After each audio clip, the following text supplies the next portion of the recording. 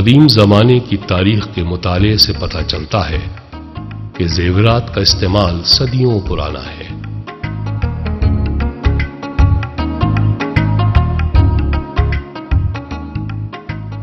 اور بدلتے ہوئے زمانوں کے ساتھ اس کی ترویج و ترقی ہوتی رہی ہے۔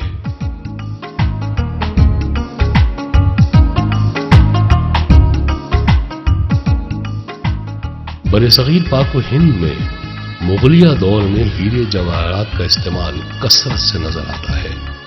مغلوں کے دور کے زیورات میں مینا کاری، کندن، پولکی اور نورتن وغیرہ کو خاص مقام حاصل تھا۔ پاکستان میں زیورات کی صنعت کی جڑیں مختلف ادوار میں پھیلی ہوئی ہیں۔ موجودہ دور میں دو بڑے شہروں کراچی اور لاہور کو زیور سازی کا گڑھ سمجھا جاتا ہے۔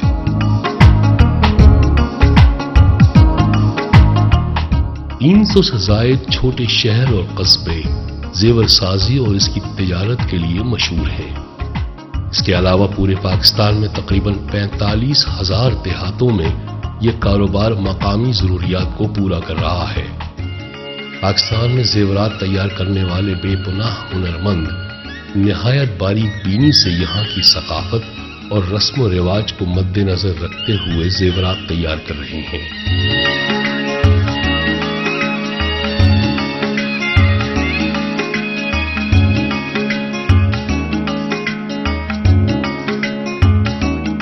جہاں خدا نے پاکستان کو بے شمار نعمتوں سے نوازا ہے، وہیں قیمتی پتھروں سے بھی نوازا ہے۔ یہ قیمتی پتھر شمالی علاقہ جات میں وافر مقدار میں پائے جاتے ہیں۔ پاکستان ہر سال تقریباً 120 ٹن سونا درآمد کرتا ہے، جو ملکی ضروریات کو پورا کرتا ہے۔ زیورات کا استعمال عام دنوں کی نسبت شادی بیاہ کے دنوں میں اور خصوصاً مذہبی تہواروں کے مواقعوں پر زیادہ دیکھنے میں آتا ہے۔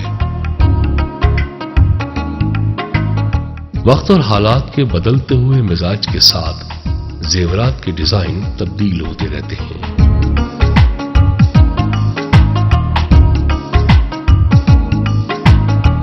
پاکستان میں 22 کیرٹ کا سونا تانبے اور چاندی کی آمیزش کے ساتھ استعمال ہوتا ہے۔ زیورات کی دلکشی اور نفاست خوبصورت اور قیمتی پتھروں کے بنا ادھوری تصور کی جاتی ہے۔ ایک اندازے کے مطابق چھوٹی سی انگوٹھی سے لے کر بڑے بڑے ہاروں کی تیاری میں سونے کی گلائی سے لے کر آخری مرحلے یعنی پالش تک تقریباً 10 سے 12 ہنرمند افراد کی محنت درکار ہوتی ہے۔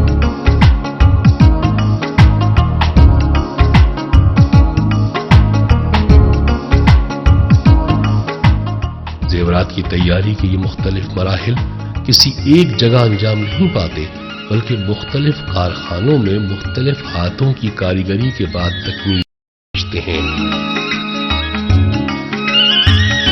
میرا نام محمد صابرین ہے اور میں مشرف سونار ٹاور سے بول رہا ہوں۔ یہ پوری بلڈنگ میں سونار کے کارخانے ہیں، تقریباً 300 کے قریب۔ نیچے شو روم ہے، 100 کے قریب شو روم بھی ہے یہاں پر۔ لیکن مجھ سے سونار ٹاور کے اندر سارا سونے کا کام ہوتا ہے اور میں سادہ کاری کام کرتا ہوں۔ اور سونا وغیرہ جو ہے یہ سوئٹزرلینڈ، ہانگ کانگ، بینکاک، برطانیہ سے آتا ہے، لندن سے، براستے دبئی۔ اور یہاں پر مشینیں لگی ہوئی ہیں، کاسٹنگ کا کام ہوتا ہے، پلین کام ہوتا ہے، سادہ کاری کام ہوتا ہے، شیرہ لگائی، نگینے کا، پالش کا، سب کام ہی ہوتا ہے ہمارا مشدار کے اندر۔ اور یہ یہاں سے دکانداروں کو ہم سپلائی کر دیتے ہیں اور باہر بھی ہمارے کا کام جاتا ہے، لندن، امریکہ، برطانیہ، دبئی، یہاں سے بن کے آتا ہے۔ نگینے والا کام ہمارے کراچی کے اندر بہت اچھا بنتا ہے اور کام اتنا بڑا ہے، ہمارے اتنا پھیلا ہوا کام ہے کہ اس کام کے اندر کم سے کم خالی صدر کے اندر 40-50 آدمی کام کرتا ہے کاریگر۔ خالی مرشد بازار کے اندر اس وقت 2000 آدمی کام کر رہا ہے، لیکن انڈسٹریل آج تک اس کو گورنمنٹ نے منظور نہیں کیا۔ یہ انڈسٹریل ایریا ہے، یہ اس کو صنعت کا درجہ دیا جائے یا بینکوں سے قرضہ دیا جائے، سمجھے ایسی کوئی بات نہیں ہے آج تک۔ بہت پریشانی ہے اس معاملے کے اندر، اپنی بنیاد پر، اپنے ہاتھ پیروں کی بنیاد پر اپنی مدد آپ کے تحت ہم لوگ یہاں پہ کام کرتے ہیں سارا کا سارا. اگر یہاں ڈاکہ پڑ جائے تو کوئی انشورنس نہیں ہے, کوئی 1 تولہ 1 رتی سونا واپسی نہیں ہوتا, گورنمنٹ کسی قسم کا تعاون نہیں کرتی, پولیس نہیں کرتی وہ تعاون ہمارے ساتھ. کام یہاں پہ بہت اچھی بنیاد پر ہوتا ہے, بک جاتا نہیں آرام سے, باہر بیچتے ہیں ہم کام آج کل بہت اچھا اور بہت عمدہ قسم کا کوالٹی کا کام بنتا ہے آج کل. ماضی میں ایسا کام نہیں بنا کرتا تھا, پہلے پینسل سے نقشہ لکھ کے آتا ہے, پھر ڈیزائن بناتے ہیں, پیٹرن بناتے ہیں, پھر مشین سے ہم اس کو لینے والی بناتے ہیں. بعد میں مشین سے لے کر بھی بہت سارے کام ہوتے ہیں. ایک کرزہ ہم چاہے لانگ بنایا, سیٹ بنایا, تاج بنایا, تقریباً 12 آدمی کام کرتے ہیں کرزے کے اندر ہر صورت میں. ہاتھ سے ہم ایک سیٹ اس کو بنائیں گے تو مسلسل کم سے کم 8-10 دن 15 دن لگ جاتے ہیں سیٹ کے اندر. 10-12 تولے کا سیٹ ہمارا تیار ہو جاتا ہے 10-12 دن میں, سمجھے. اور اس کی مزدوری 10-12 تولے کے کام کی 2000 روپے ہوتی ہے تقریباً, لگ بھگ 200 روپے تولہ مزدوری مل جاتی ہے اس کی. 2 تولے کا سیٹ ہمارے پاس اس وقت بن جائے گا تقریباً 30,000 روپے کا. وہ کم سے کم بیچیں گے اس کو 36,000 روپے کا. 5-6 ہزار روپے پروفٹ بغیر اس کے تو وہ بیچیں گے نہیں بھائی کبھی. اور یہ مشینوں کا, پہلے مشینوں سے کام نہیں بنتا تھا پہلے, اب مشینوں سے آج کل بنتا ہے, بہت آسانی ہو گئی ہے. اور مشینیں یہاں پہ پاکستان میں لانے کا سہرا یہاں صاحب کے بھائی خالد ان کا نام تھا, انتقال کر گئے ہیں وہ, سنی جوڑز والے. یہ سارا مشینوں کا کام اس سے پہلے کبھی نہیں بنتا تھا. سب سے پہلے مرحلے میں سونے کی گلائی عمل میں آتی ہے.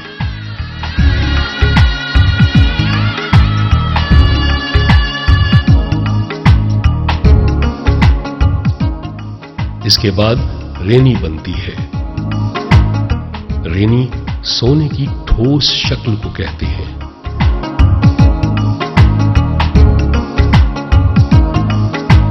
اس کے بعد رولر مشین کے اندر باریک تار بنایا جاتا ہے.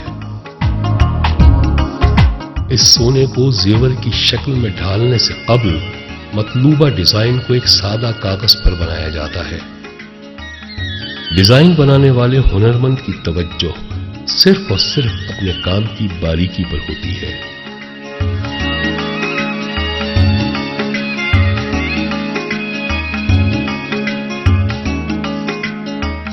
کاغذ پر بنے ڈیزائن کا ایک ماسٹر پیس تیار کیا جاتا ہے جو مکمل طور پر ہاتھ سے تیار کیا جاتا ہے.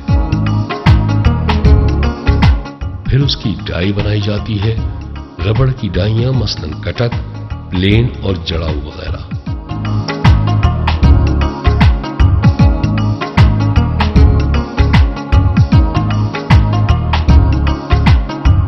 اس کے بعد ویکس نکالا جاتا ہے.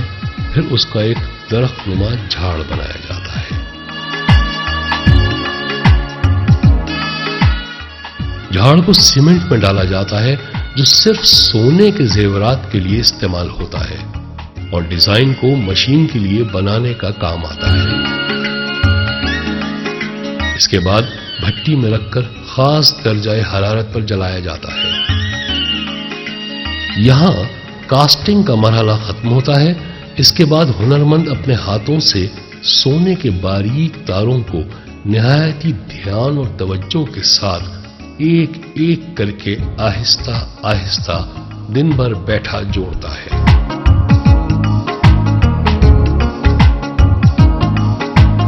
چھوٹی چھوٹی سونے کی تاروں اور چھوٹے چھوٹے نگینوں کو باریک بینی سے جوڑنے میں ان ہنرمندوں کی بینائی بہت متاثر ہوتی ہے. ایک سیٹ کا ماسٹر پیس تیار کرنے میں ایک ہنرمند کے تقریباً 10 دن صرف ہوتے ہیں جو تیاری کے دیگر مختلف مراحل سے گزرتا ہوا فنیشنگ کے آخری مراحل میں آتا ہے. کہیں پر اس کی سطح کو ہموار کیا جاتا ہے,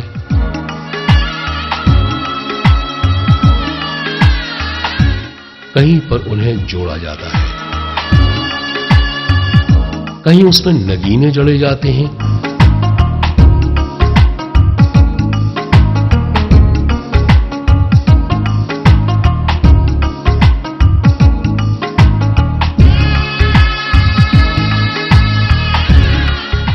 اس طرح سب سے آخری مرحلہ پالش کا ہوتا ہے.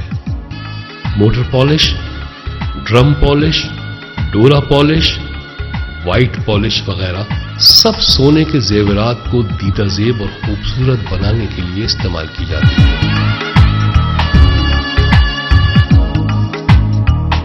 پالش کرنے کے بعد زیورات کو تیزاب ملے پانی میں ڈالا جاتا ہے جسے چھٹکا کہتے ہیں۔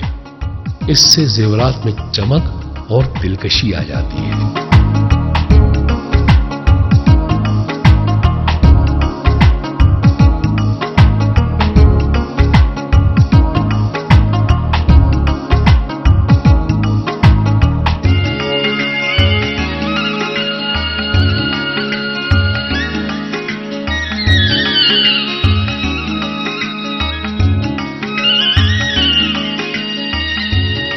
مختلف ڈیزائنوں کے یہ زیورات جن میں چھوٹے بڑے ہار، بالیاں، بندے، انگوٹھیاں، کڑے اور چوڑیاں وغیرہ بہت سے ہنرمند ہاتھوں کی محنت اور کاریگری کے بعد چھوٹی بڑی دکانوں میں بڑے قرینے سے فروخت کے لیے سجائی جاتی ہیں۔ ان زیورات کی نفاست اور خوبصورتی کے پیچھے جو ہنرمندوں کی صلاحیتیں پوشیدہ ہیں وہ دنیا کے کسی بھی خطے سے کسی طور کم نہیں۔ یہ ہنرمند چھوٹے بڑے نگینوں کو بڑی مہارت سے لگاتے ہیں۔ ان قیمتی پتھروں میں نیلم، زمرد، یاقوت، فیروزہ، پکھراج اور دیگر قیمتی پتھر شامل ہیں۔ یہ زمانہ پاکستان میں صرف پنہ، جسے زمرد بھی کہتے ہیں، حاصل ہو رہا ہے۔ باقی تمام قیمتی پتھر دنیا کے مختلف ملکوں سے درآمد کیے جاتے ہیں۔